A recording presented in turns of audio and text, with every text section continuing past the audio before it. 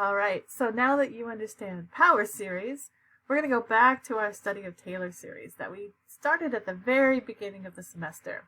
And if you recall, from the beginning of the semester, we found that we can approximate a non-polynomial function near a point with a polynomial that uses the derivative information from the original function.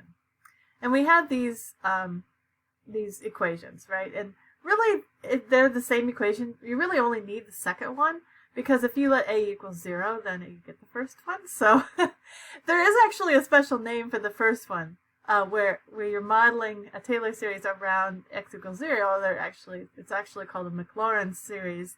So I'm not sure the history of that, why there's a special name for that special case of a Taylor series around x equals 0.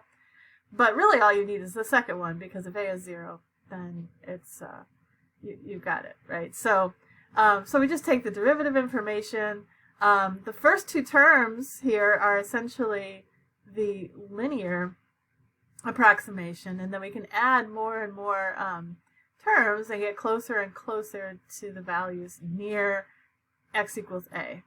Okay, so we're going to look at, first of all, we're going to look at the function, this function, f of x equals 1 plus x to the p.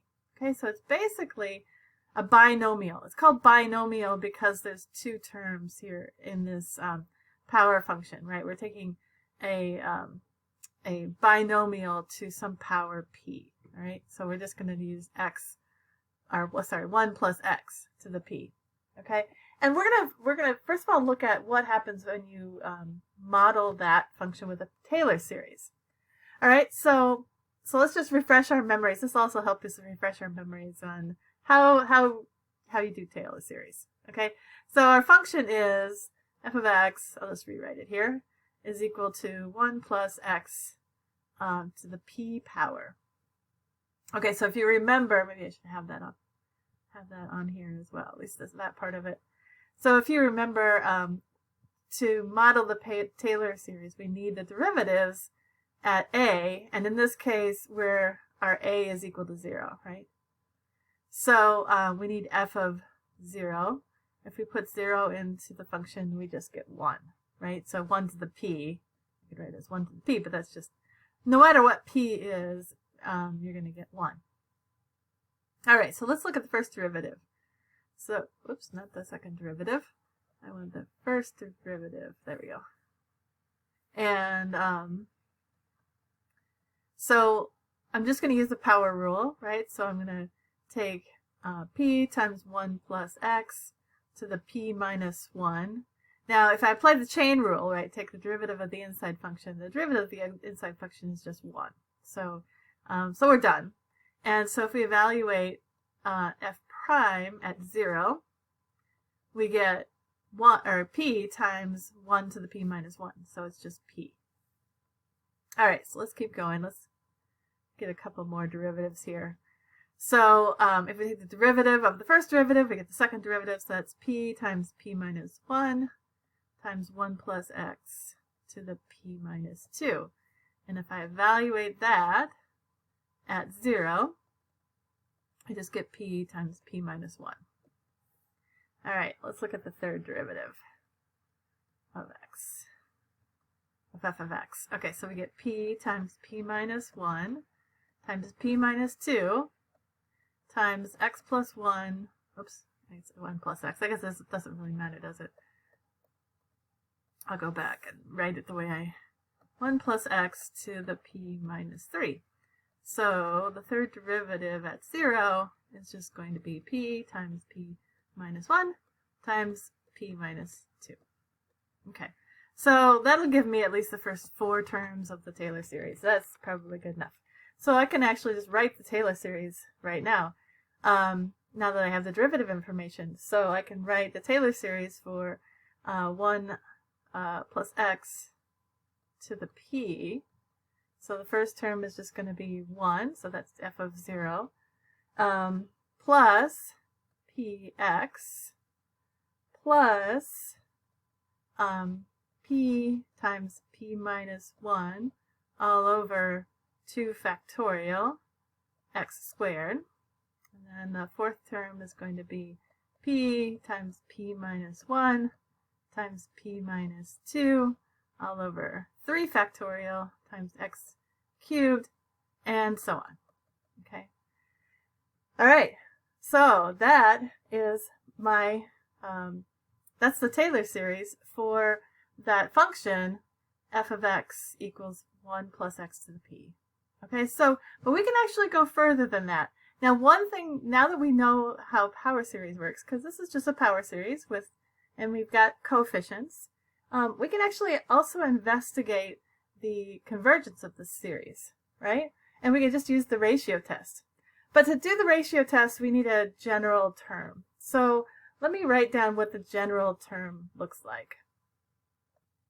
All right, so I've written down the general term here, right? So you can see it's p times p minus 1 times p minus 2. And if we just keep going, you can see that the number we're subtracting from p, we goes basically to 1 less than the term, or the power, right? So so it's going to go to p minus n minus the quantity n minus 1.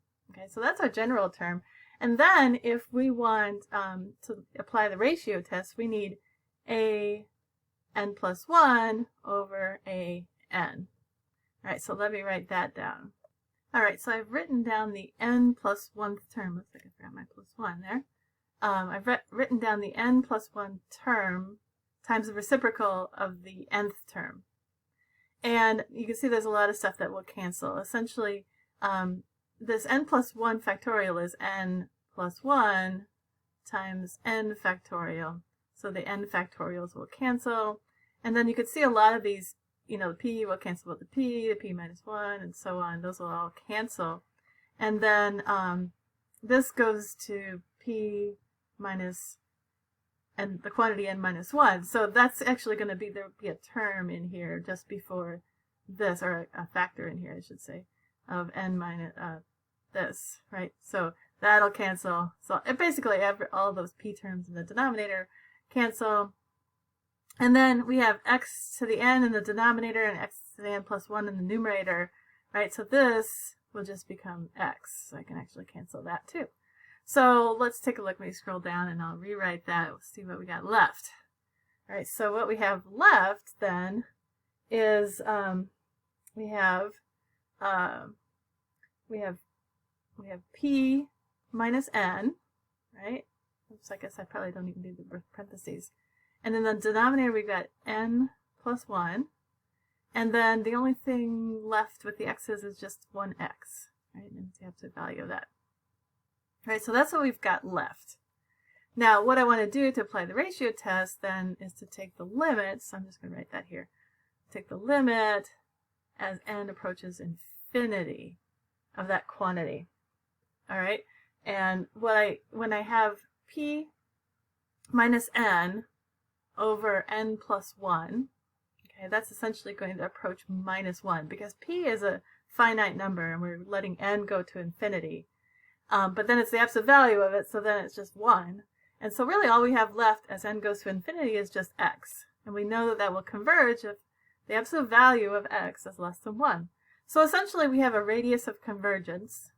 Radius of convergence is convergence is equal to 1. Okay? Now we can also look at the interval of convergence, and you'll find if you look at the endpoints at, so essentially this is the same as x is between 1 and minus 1, you'll see that if you plug those back up into the original series, then you'll see that it does not converge at the endpoint. So this essentially is our interval of convergence.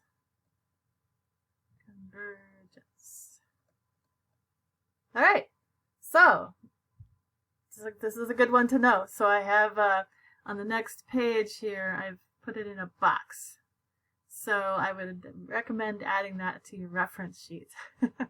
So yeah, so in the next example, we're going to look at applying this this binomial series expansion.